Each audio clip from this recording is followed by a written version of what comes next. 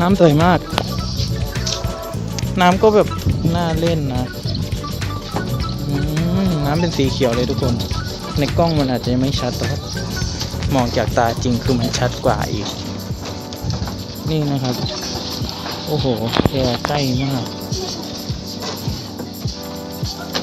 ปกติเราจะยิ้มหน่อยครับผม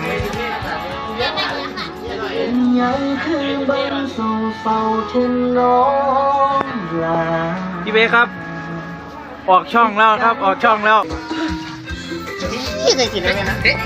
อันนี้กันนะอาทิตย์หน้าเจ้าภาพส่งเสียงดังๆหน่อยนะจ๊ะเอาแบบมาล่ำไปฝากติดตามผลงานเนื้อหาของพวกเราด้วยนะคุยกันได้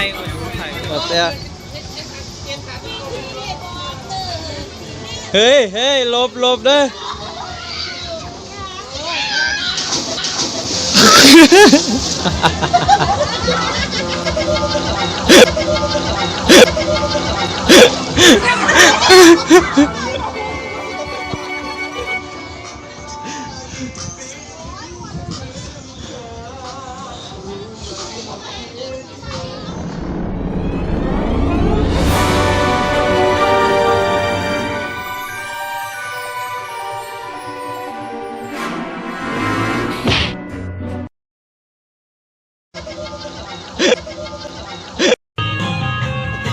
กลับมาดูแลเจ้าของอยู่คนเดียวคือเก่าบ่ตายง่า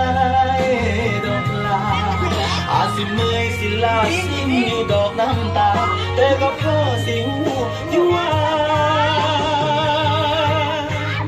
ต้องมึง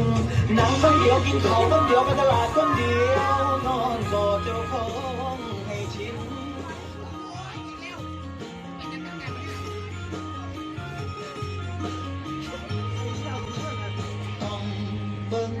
นั่งคนเดียวกินข้าวคนเดียวไปตลาดคนเดียวนอนกอดเจ้าของให้ที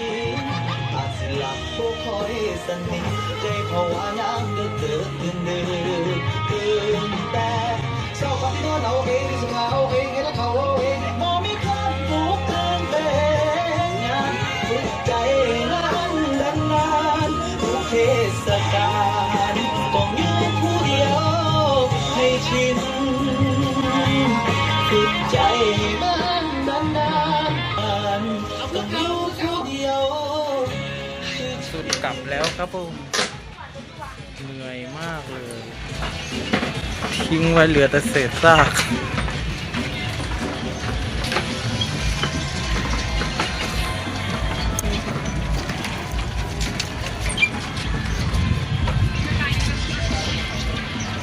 บ๊ายบาย